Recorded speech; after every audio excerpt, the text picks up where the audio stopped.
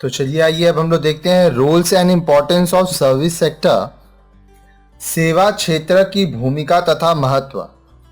Service sector of India has been expanding and growing very fast. Look around and you will see that the number of trains carrying people as well as goods have increased significantly. You also find so many buses, cars and trucks moving on the roads from one place to another. This means that the transport service have grown over time. Bharat में सेवा क्षेत्र का प्रसार बहुत तेजी से हो रहा है. अगर आप अपने चारों ओर दृष्टि डालें तो आप देखेंगे कि लोगों तथा माल को ले जाने वाली रेलगाड़ियों की संख्या में भी महत्वपूर्ण रूप से वृद्धि हुई है. आप यह भी देखते हैं कि अनेक बसें, कार तथा ट्रक सड़क पर एक स्थान से दूसरे स्थान पर आते जाते रहते हैं. इससे तात्पर्य है कि समय के साथ साथ परिवहन सेवाओं में वृद्धि हुई है. परिवहन सेवा मतलब ट्रांसपोर्टेशन सर्विस. अब ट्रांसपोर्टेशन सर्विस के ऊपर अगर आप बिजनेस स्टडीज का वीडियोस पढ़े हैं तो फुल डिटेल में एक एक के बारे में वहां पे हम लोग बात किए हैं. More number of people are having telephones including mobile phones. More number of schools have been built in the country to provide education. The number of study centers under open schooling has increased so that more students can be benefited. You can also find hospitals, health centers, etc. are providing health services to people. Banks have also opened their branches so that people can open their account, withdraw money they want, and take loans to purchase house, car, scooter, etc. There are hotels and restaurants in almost all public places to provide food to people. These are examples of different types of services. It is difficult to think life in the economy without services. Hence, it is important to know the role and importance of service sector, which we will discuss below under the following heads. अधिक संख्या में लोगों के पास telephone तथा mobile phone है. शिक्षा प्रदान करने के लिए देश में अधिक संख्या में स्कूलों का निर्माण हुआ है. मुक्त विद्यालय शिक्षा के अंतर्गत अध्ययन केंद्रों की संख्या में वृद्धि हुई है ताकि और अधिक विद्यार्थी लाभान्वित हो सकें. आप लोगों को स्वास्थ्य सेवाएं प्रदान करते हुए अस्पताल, स्वास्थ्य केंद्रों आदि को भी देखते हैं. बैंकों ने भी अपनी शाखाएं खोली हैं ताकि लोग अपना खाता खोल सकें, अपनी आवश्यकता अनुसार पैसा निकाल सकें तथा मकान, कार, स्कूटर आदि खरीदने के लिए ऋण ले सके. ऋण का मतलब होता है लोन. लोगों के भोजन प्रदान करने के लिए अधिकतर सार्वजनिक स्थलों पर होटल तथा जलपान गृह हैं. जलपान गृह मतलब रेस्टोरेंट. ये सभी विभिन्न प्रकार की सेवाओं के उदाहरण हैं. सेवाओं के अभाव में अर्थव्यवस्था में जीवन के बारे में सोचना भी कठिन है. इसलिए सेवा क्षेत्र की भूमिका तथा महत्व के बारे में जानना आवश्यक है, जिसकी हम निम्नलिखित शीर्षकों के अंतर्गत चर्चा करेंगे. तो क्या शीर्षक है वो, आइए. First, contribution of service sector to national income. सेवा क्षेत्र का राष्ट्रीय आय में योगदान. Next, contribution of service sector in providing employment. सेवा क्षेत्र का रोजगार प्रदान करने में योगदान. Third, attracting funds from foreign countries. विदेशों से कोषों को आकर्षित करने में योगदान. फंड्स मतलब कोष. Contribution of service sector in exports. निर्यातों में सेवा क्षेत्र का योगदान. तो चलिए आइए अब हम लोग एक एक करके पढ़ेंगे इसके बारे में. सबसे पहला जो है वो है कंट्रीब्यूशन ऑफ सर्विस सेक्टर के अंदर कंट्रीब्यूशन टू नेशनल इनकम. सेवा क्षेत्र का राष्ट्रीय आय में योगदान. Among all the three sectors, that is agriculture, industry and services, It is the service sector that has contributed a maximum to the national income of India. If India's income is rupees 100, then service sector contributed 55.20 in the year 2009-2010, which is more than half of the total. We have presented the share of different services in the table 20.2 below. Now this is the table. तीनों क्षेत्र को अर्थात कृषि, उद्योग तथा सेवा क्षेत्रकों में सेवा क्षेत्रक ने भारत की राष्ट्रीय आय में सबसे अधिक योगदान दिया है।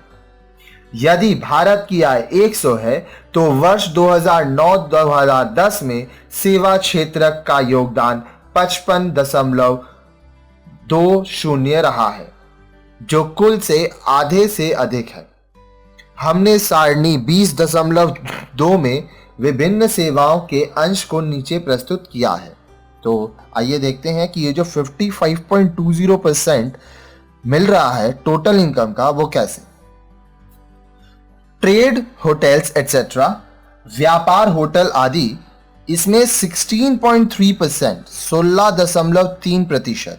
ट्रांसपोर्ट कम्युनिकेशन 7.8%, परिवहन संचार सेवा 7.8%, फिनांस रियल एस्टेट बिजनेस 16.7%, वित्त स्थावर संपदा व्यवसाय 16.7%, कम्युनिटी सोशल एंड अदर्स 14.4%, समुदाय सामाजिक तथा अन्य 14.4%, total 55.2, 55.2%।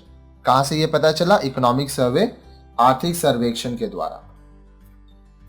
You can see that financial, real estate and business services contributed 16.7% out of total 55.2%. Financial services include banking and insurance. Trade and hotel services contributed 16.3%. Community and social services, which include public administration, defense, etc., has contributed 14.4%, while transport and communication contributed 7.8% to national income. आप देख सकते हैं कि वित्तीय, स्थावर संपदा तथा व्यावसायिक सेवाओं का कुल 55.2% में से 16.7% योगदान रहा। वित्तीय सेवाओं में बैंकिंग तथा बीमा को सम्मिलित किया जाता है। व्यापार तथा होटल सेवाओं का योगदान 16.3% रहा। समुदाय तथा सामाजिक सेवाओं, जिनमें लोक प्रशासन, रक्षा आदि सेवाओं को सम्मिलित किया जाता है, का योगदान 14.4% रहा, जबकि परिवहन तथा संचार सेवाओं का राष्ट्रीय आय में 7.8% योगदान रहा। चलिए नेक्स्ट देखते हैं कंट्रीब्यूशन टू एम्प्लॉयमेंट, रोजगार प्रदान करने में योगदान। Nowadays, more and more people are getting employment in service sector. Out of total employment level in the country, this sector has absorbed 29.4% of them in 2009-2010. In times to come, this figure is going to increase further. The main reason is that the number of educated people in India is increasing every year. They belong to various fields such as matriculates, graduates in arts, commerce, science, engineering, medicine, and other professionals and vocational streams. Service sector needs these people. In terms of wages and salary, service sector pays more than that of agricultural sector. Compared to agriculture, service sector provides more job opportunities. There is existence of large varieties of services which are provided round the year. But there are some seasonal activities in agriculture. So, as people become more educated, they move to service sector. So, employment in service sector is increasing. आज अधिकाधिक लोगों को सेवा क्षेत्र में रोजगार मिल रहा है। सन 2009-2010 में देश में कुल रोजगार स्तर के 29.4% को इस क्षेत्र में रोजगार प्राप्त हुआ। कहने का मतलब अगर 2009-2010 में अगर 100 लोग काम किए तो 29.4 लोग सर्विस सेक्टर में थे। आगे आने वाले समय में इस आंकड़े में और वृद्धि होने वाली है। इसका मुख्य कारण है कि भारत में प्रत्येक वर्ष शिक्षित लोगों की संख्या में वृद्धि हो रही है। वे विभिन्न क्षेत्रों से जैसे 10वीं पास, कला, वाणिज्य, विज्ञान, इंजीनियरिंग, औषधि विज्ञान तथा अन्य व्यावसायिक विषयों में स्नातक आदि होते हैं। स्नातक का मतलब होता है ग्रेजुएट। सेवा क्षेत्र में इन लोगों की आवश्यकता होती है। मजदूरी और वेतन के संबंध में सेवा क्षेत्र कृषि क्षेत्र के अपेक्षा अधिक भुगतान करता है। कृषि की तुलना में सेवा क्षेत्र अधिक रोजगार के अवसर प्रदान करता है। ऐसी भिन्न भिन्न प्रकार की सेवाएं अस्तित्व में हैं जो पूरे वर्ष प्रदान की जाती हैं, लेकिन कृषि में कुछ मौसमी गतिविधियां होती हैं। इसलिए जैसे जैसे लोग अधिक शिक्षित होते हैं वे सेवा क्षेत्र की ओर बढ़ते हैं। इसलिए सेवा क्षेत्र में रोजगार बढ़ रहा है। लोग पढ़े लिखे हैं तो वो खेती करना नहीं चाहते। सर्विस सेक्टर में ज़्यादा पैसा है, इसलिए आस्ते आस्ते लोग सर्विस सेक्टर के थ्रू अपना रुख ले रहे हैं और भारतवर्ष में और पूरे विश्व में सर्विस सेक्टर एक बहुत ही महत्वपूर्ण सेक्टर माना जाता है। Attracting funds from foreign countries, विदेशों से कोषों को आकर्षित करने में योगदान। Looking at the growth of service sector of India, people from foreign countries are showing more interest to invest money in this sector to earn profit. Banking, insurance, trade, transport, hotel services combined have attracted more than 1,18,000 crore rupees from foreign countries in the form of direct investment. Recently, computer services has grown many-fold in India. This has attracted more than 47,000 crore of rupees from foreign countries. If investments are made, then more job opportunities are created. This is advantageous for the nation. Bharat में सेवा क्षेत्र के विकास को देखकर विदेशों से लोग लाभ कमाने के लिए इस क्षेत्र में अधिक धन निवेश करने में अपनी रुचि प्रदर्शित कर रहे हैं। बैंकिंग, बीमा, व्यापार, परिवहन, होटल सेवाओं ने संयुक्त रूप से 1,18,000 करोड़ रुपए से अधिक प्रत्यक्ष निवेश के रूप में विदेशों से आकर्षित किए हैं। हाल में भारत में कंप्यूटर सेवाओं में कई गुना वृद्धि हुई है।